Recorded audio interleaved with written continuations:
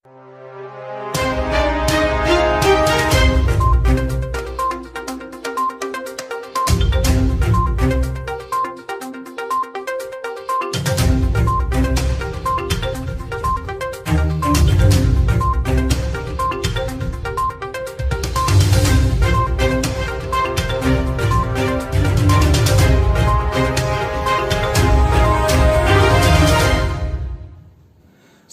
സയൻസിന്റെ പുതിയ എപ്പിസോഡിലേക്ക് കൊച്ചു കൂട്ടുകാർക്ക് സ്വാഗതം.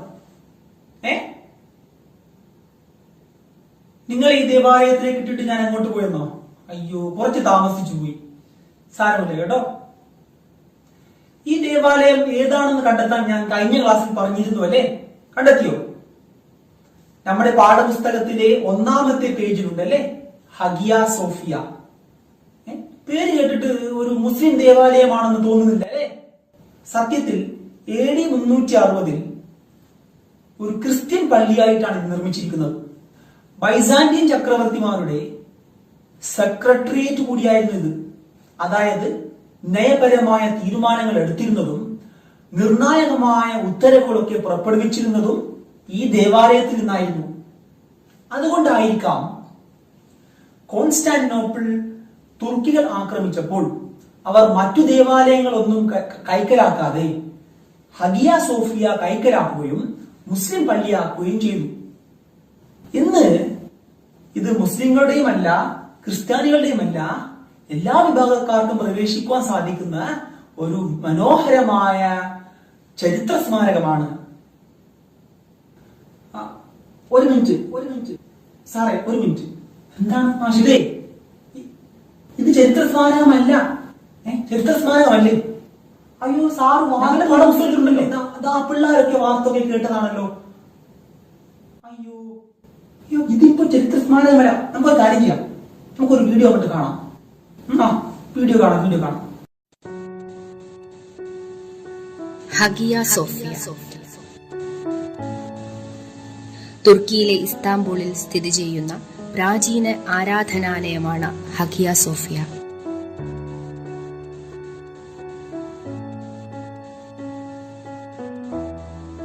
ഹഗിയ സോഫിയ അഥവാ അയ സോഫിയ മുസ്ലിങ്ങൾ ബ്ലൂ മസ്ജിദ് എന്ന് വിളിക്കുന്നു. ഇപ്പോൾ ഇത് ഒരു മ്യൂസിയമാണ്.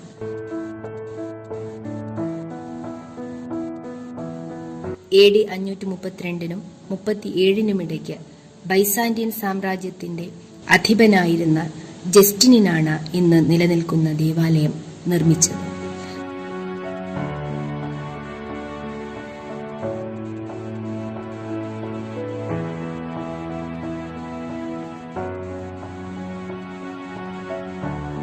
പ്രസ്തുത സ്ഥാനത്ത് നിർമ്മിക്കപ്പെടുന്ന 3ാമത്തെ ആരാധനാലയമായിരുന്നു ഇത്.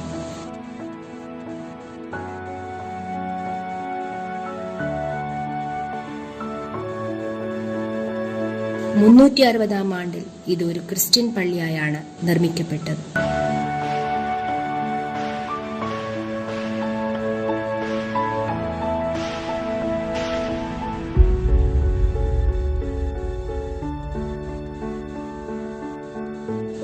ഓട്ടോമൻ ആധിപത്യത്തെ തുടർന്ന് 1453 ഇതൊരു മുസ്ലിം പള്ളിയായും 1935 ഒരു മ്യൂസിയമായും മാറ്റപ്പെട്ടു. 1931 പുറത്തിറങ്ങിയ ലോകാത്ഭുതങ്ങളുടെ പട്ടികയിലും ഈ കെട്ടിടം ഇടം പിടിച്ചിരുന്നു.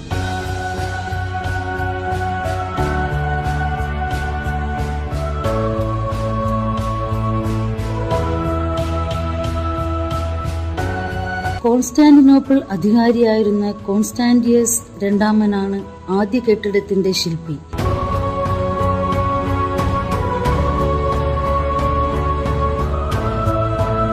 AD 360 നിർമ്മാണം പൂർത്തിയാക്കിയത്. പ്രാചീന ലത്തീൻ വസ്തുകലാ ശൈലിയിൽ നിർമ്മിച്ച ആ കെട്ടിടം അക്കാലത്തെ മികച്ച ക്രിസ്തീയ ദേവാലയങ്ങളിൽ ഒന്നായിരുന്നു.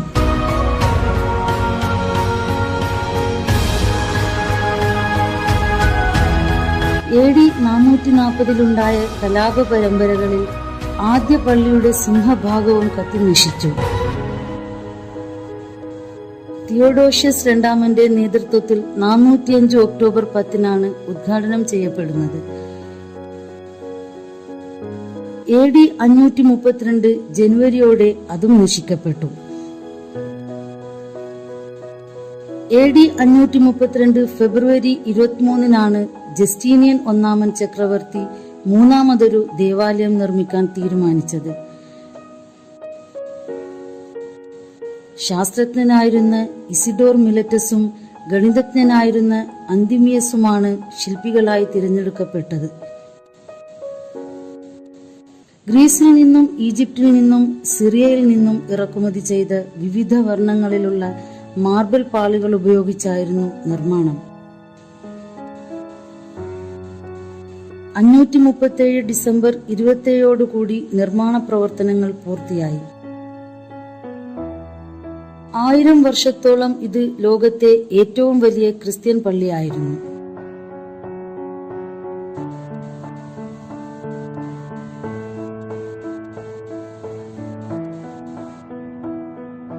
ബൈസാന്റിയൻ ഭരണാധികാരികളുടെ കിരീടധാരണം ഈ പള്ളിയിൽ വെച്ചായിരുന്നു നടന്നിരുന്നത്.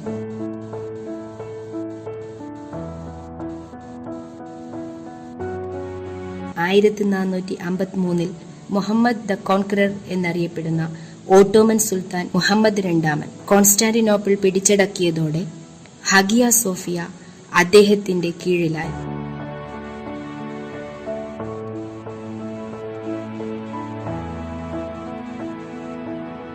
മക്കൾക്ക് നേരെ തിരിഞ്ഞിരിക്കുന്ന ഒരു മിഹ്റാബും ഒരു പ്രാർത്ഥനാ മണ്ഡപവും ചേർത്ത് അദ്ദേഹം ഈ പള്ളിയെ ഒരു മസ്ജിദാക്കി മാറ്റി.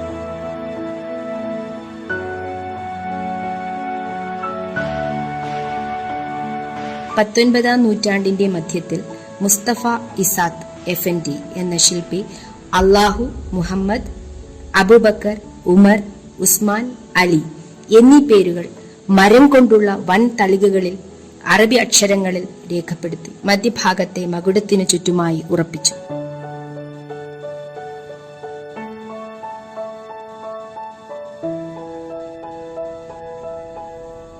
AD 562 മുതൽ 1204 വരെയും 1261 മുതൽ 1453 വരെയും ഈസ്റ്റേൺ ഓർത്തഡോക്സ് സഭയുടെ പാത്രിയർക്കീസിന്റെ ആസ്ഥാനമാക്കി.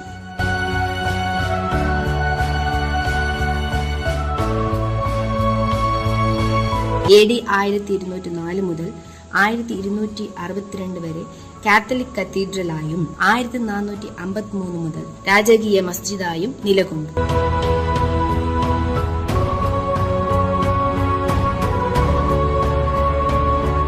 ഈ ബൈസാന്റിയൻ നിർമ്മിതി 1935 കമാൽ അതാതുർക്കിന്റെ ഭരണകാലത്ത് മ്യൂസിയമാക്കി മാറ്റപ്പെട്ടു. അടുത്ത കാലത്ത് വീണ്ടും ഈ ദേവാലയം വാർത്തകളിൽ നിറയുന്നു. ഒരു സന്നദ്ധ സംഘടന തുർക്കിയിലെ ഉന്നത കോടതിയിൽ നൽകിയ കേസും നീണ്ട 16 വർഷത്തെ വ്യവഹാരത്തിന് ശേഷം കോടതി ഈ ചരിത്ര സ്മാരകം മുസ്ലിം ആരാധനയ്ക്ക് തുറന്നുകൊടുക്കാൻ ഉത്തരവുണ്ടാവുകയും ചെയ്തത് പുതിയ വിവാദങ്ങൾക്ക് തിരികൊളുത്തുകയും ചെയ്തു.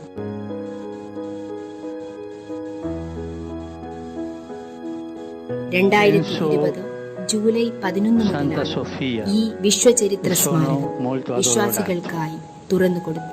നമുക്ക് എല്ലാവർക്കും അറിയാം, ഇന്ന് ലോകത്തെല്ലായിടത്തും തീവ്ര ദേശീയവാദികളുടെ എണ്ണം കൂടി വരികയാണ്. പരസ്പരം ഇഷ്ടമില്ലായ്മയും വിദ്വേഷത്തിന്റെയും വാക്കുകളാണ് കേട്ടുവരുന്നത്, അല്ലെ?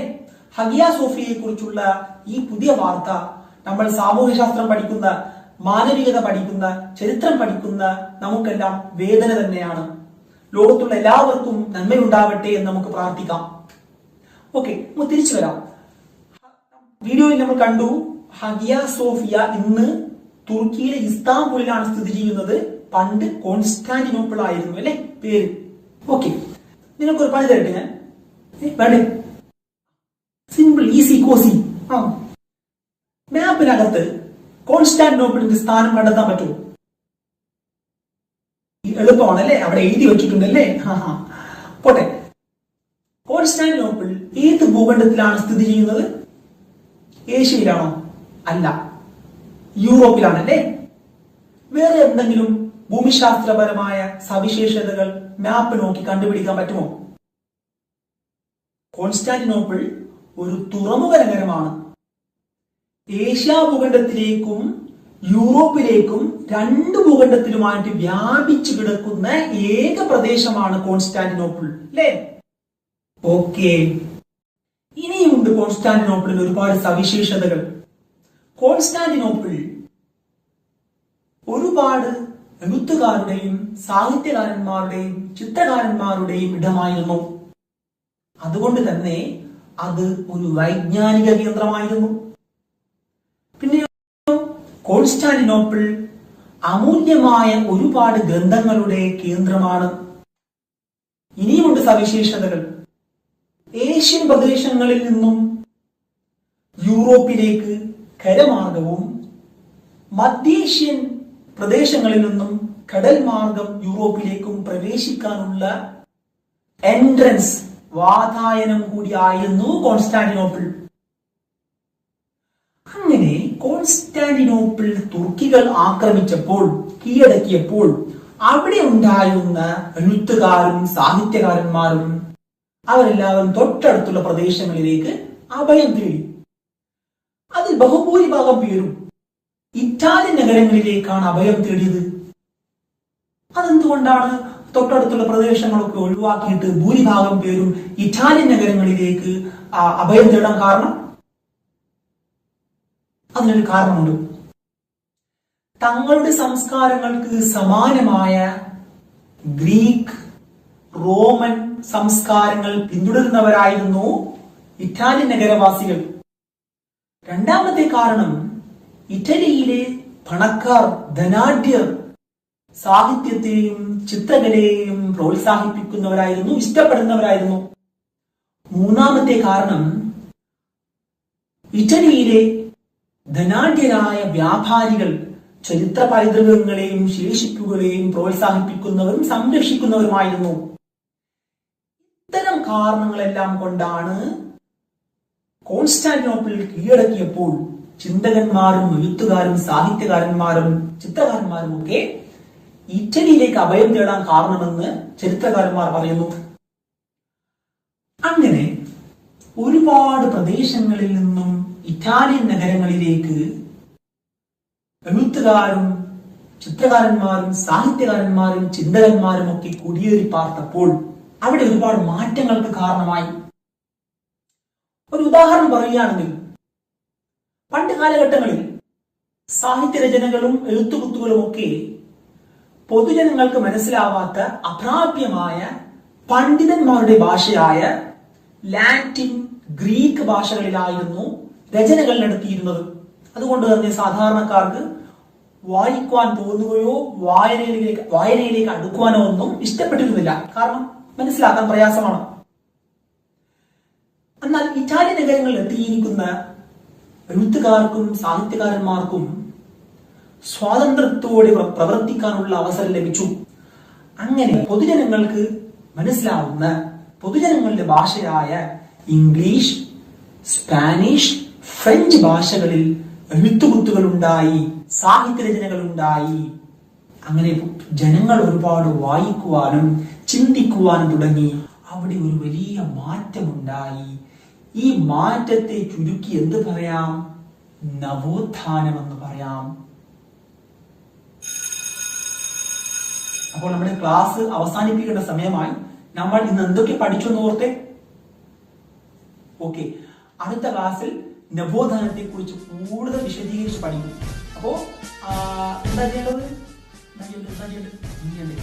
കുറച്ച് കാര്യങ്ങളൊക്കെ നോട്ട് ചെയ്ത് വെക്കണം കേട്ടോ.